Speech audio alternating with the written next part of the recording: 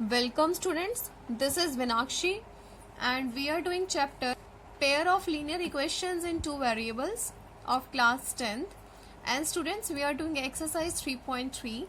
In the previous session I have explained you the topic substitution method, how we solve two linear equations simultaneously to get the values x and y.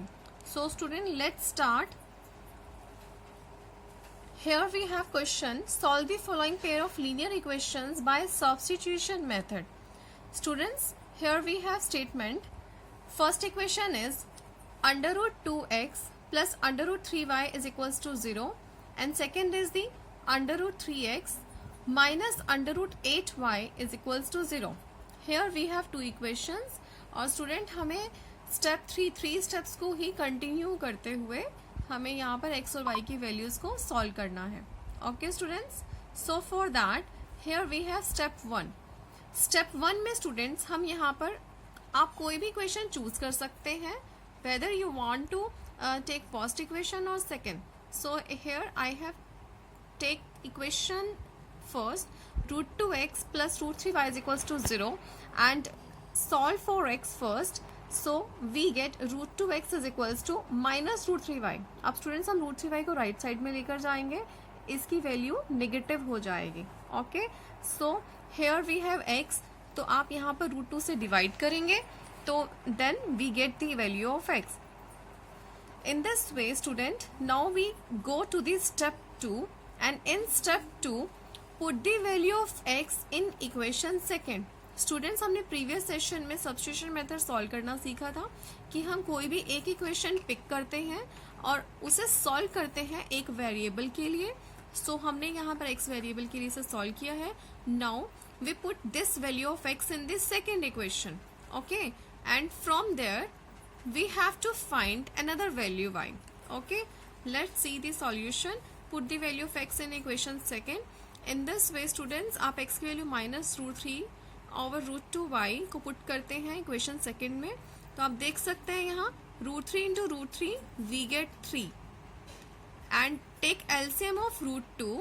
Root 2 का जब students हम LCM लेंगे तो root 2 multiply होगा root 8 से, then we gate root 16 और root 2 complete denominator में होगा, इसीलिए हमने उसे क्रॉस मल्टीप्लाई कर दिया और 0 से मल्टीप्लाई होने पर वो कम्प्लीटली वैनिश हो जाएगा. वैनिश मीन्स 0 हो जाएगा. Now students, you take y common from here. In this way we get y is equals to 0, क्योंकि y के साथ जो भी क्वांटिटी मल्टीप्लाई में है वो राइट हैंड साइड में डिवाइड में जाएगी, इसी वजह से y की वैल्यू हमारे पास 0 आ गई है. Now we go to the step 3. Here we have step 3. Substitute the value of y in equation third. Okay students, आप देख सकते हैं y की वैल्यू क्या है, 0 है.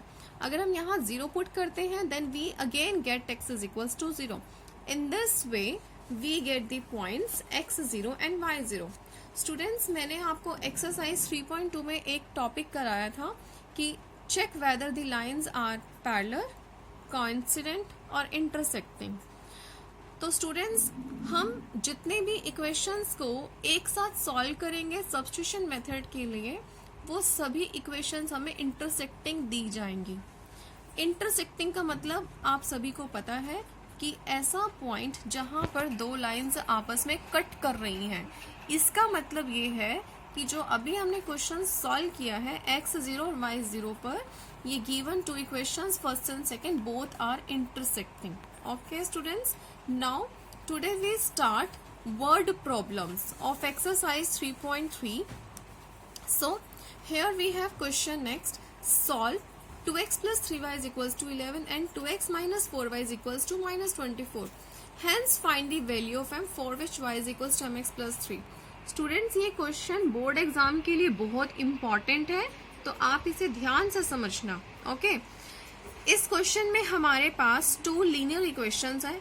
हम इन्हें सेम मेथड से, सब्स्टिट्यूशन मेथड से हम इसे कंटिन्यू करेंगे और वहां से हमारे पास x और y की वैल्यूज आएंगी एंड देन हम उन x y की वैल्यूज का यूज करके m की वैल्यू फाइंड करेंगे. Okay student, let's start. Here we have two equations name as first and second. Now we take any one of the equation. Here I have taken equation number 2। आप देख सकते हैं student 2x minus 4y equals to minus 24 है। अगर हम यहाँ से 2 common लेकर के कैंसिल करते हैं then we get x minus 2y equals to minus 12, और यहाँ से हम सेकेंड इक्वेशन से वैल्यू फाइंड करेंगे x की, x is equals to 2y minus 12। आप देख सकते हैं स्टूडेंट्स हमारी यहाँ वैल्यू बहुत इजीली निकली है। बस आपको एक बात का ध्यान रखना होता है कि आपकी जो वैल्यू है वो रेशनल फॉर्म में ना हो। सपोज अगर रेशनल फॉर्म में आ भी जाती है तो आंसर आपका तभी करेक्ट होगा, बट अगर आप सिंपलर फॉर्म में सॉल्व करते हैं तो उससे क्वेश्चन आपका इजी बनेगा, otherwise that will become complicated for you.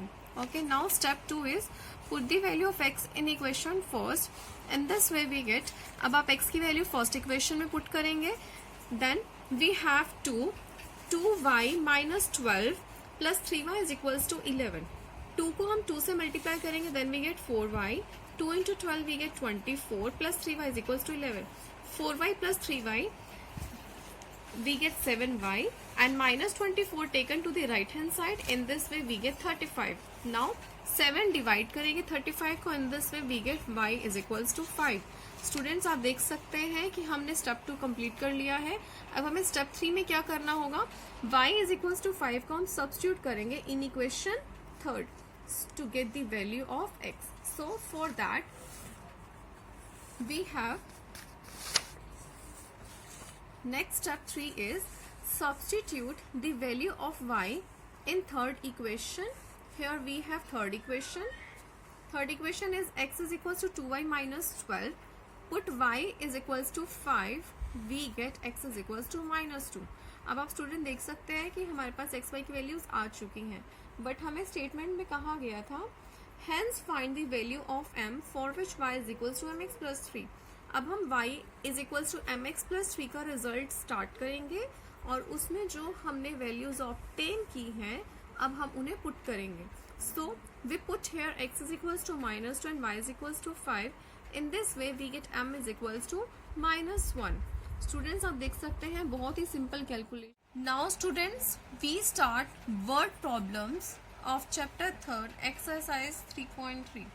So here we have first question, the difference between two numbers is 26 and one number is 3 times the other, find them. Students word problems मुझे पता है सभी students को बहुत ही मुश्किल लगती है। Students इन्हें समझने के लिए सबसे पहले आपको इन्हें क्वेश्चन की तरह नहीं लेना। आप ये एज्यूम कीजिए कि ये आपके साथ है। आपसे सपोज मैं क्वेश्चन पूछती हूँ कि आप ऐसे 2 नंबर बताओ जिनका डिफरेंस 26 है। सबसे पहले तो आप इस बात को समझें। तो आप कोई भी ऐसे 2 नंबर माइंड में इमेजिन कर सकते हैं कि जिनको सब्ट्रैक्ट करके हमारा आंसर क्या आता है, 26 आता है। ओके स्टूडेंट्स, इसके लिए सपोज कि अगर मैं एज्यूम करती हूँ एक नंबर 40 और दूसरा नंबर मैं एज्यूम करती हूँ 14। ओके, अगर हम इनको सब्ट्रैक्ट कर दें तो हमारे पास क्या आने वाला है आंसर 26। ये बहुत ही सिंपल होती हैं स्टेटमेंट्स हम, तो आप इन्हें मुश्किल कंसीडर बिल्कुल भी मत कीजिए। ओके, ऐसे ही सेम इसके आगे दिया गया है, one number is 3 times the other. अब आपको ये बताना है ऐसा नंबर जो दूसरे नंबर के 3 times है। सपोज अगर मैं एक नंबर बोलती हूँ 2, तो आपको बताना है उसका 3 times। 3 times मतलब 3 गुना।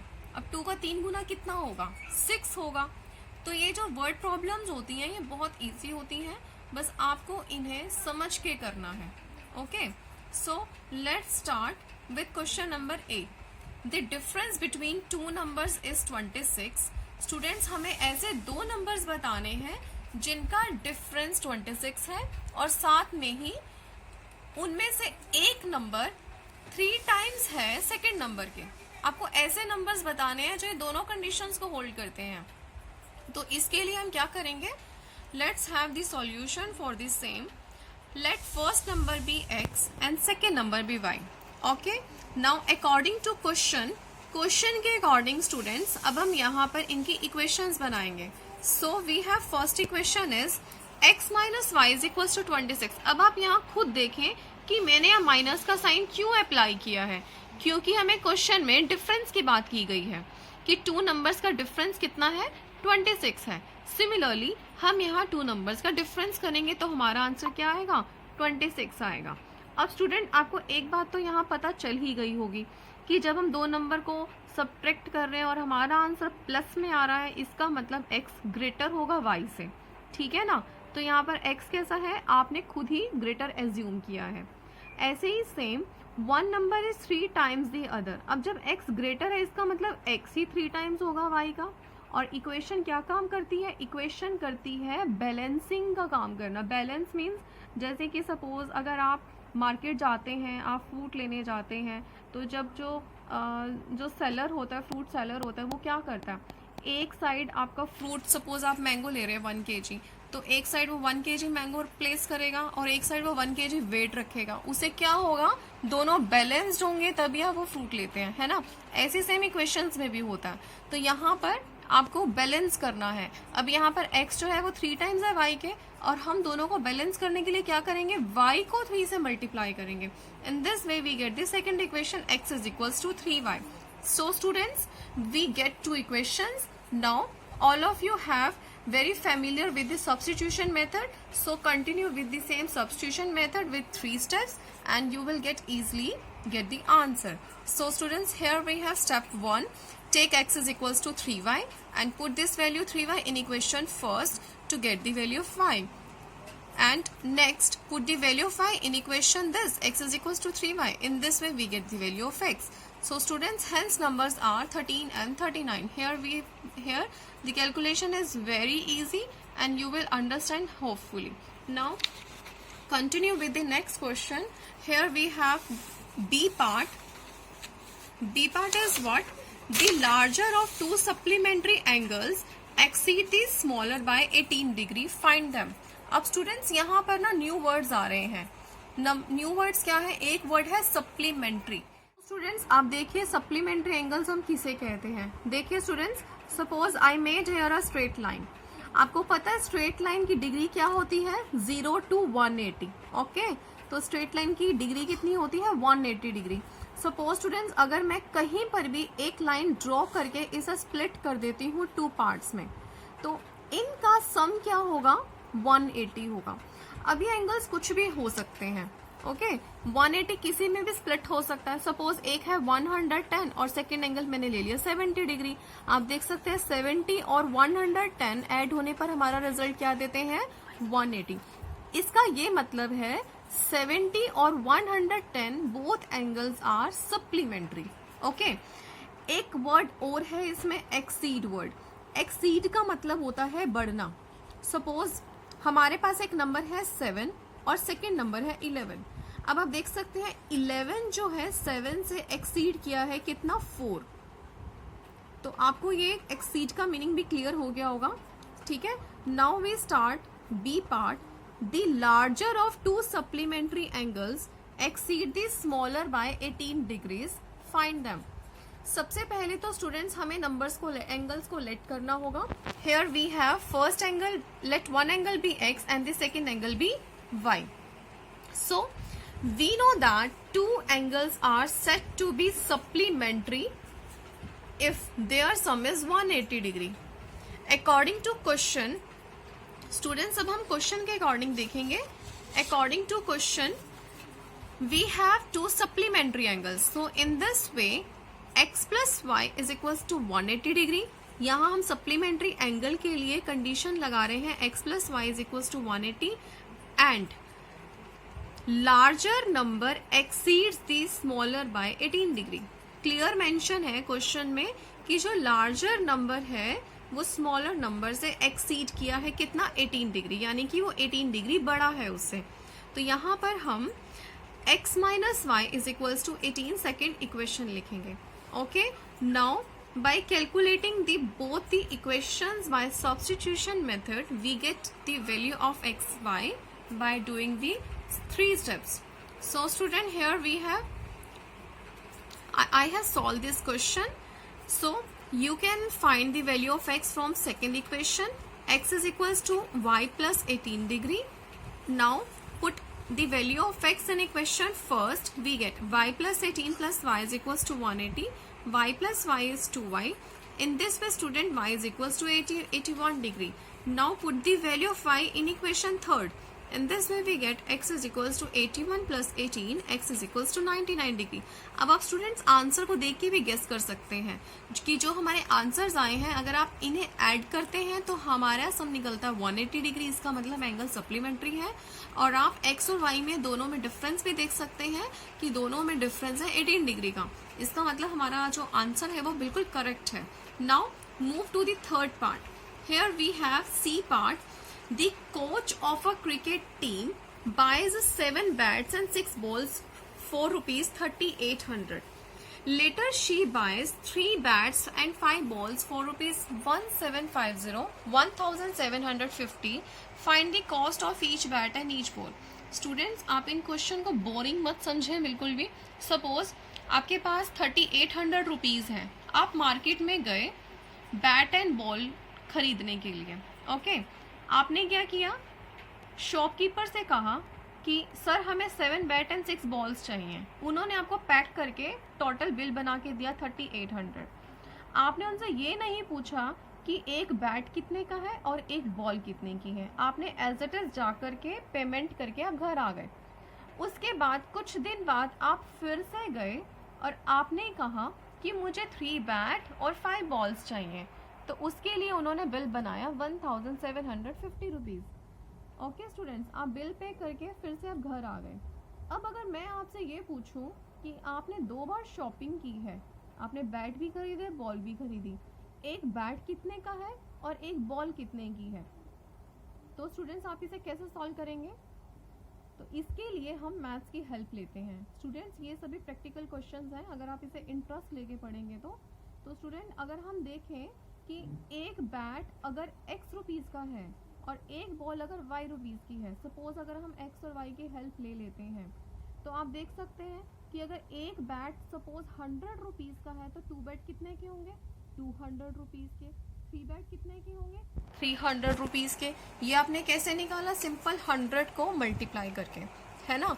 तो यहाँ पर हम सेम ऐसे ही कंटिन्यू करेंगे अपने मेथड को. So start solution. Let the cost of a bat is equals to rupees x and the cost of ball is rupees y. Now student according to question, अब आप क्वेश्चन के according देखिए. हमने पहले कितने बैट्स लिए? 7 bat. तो अगर एक बैट x रुपीज़ का है तो 7 बैट्स कितने के होंगे? Very simple, we will write 7x. And 1 ball is of y rupees, so we have purchased 6 balls. In this way we will write 6y. और आपने टोटल कितनी पेमेंट की थी? 3,800 rupees. So students we have equation 7x plus 6y is equals to 3,800. Named it as first. Similarly, we will make the second equation.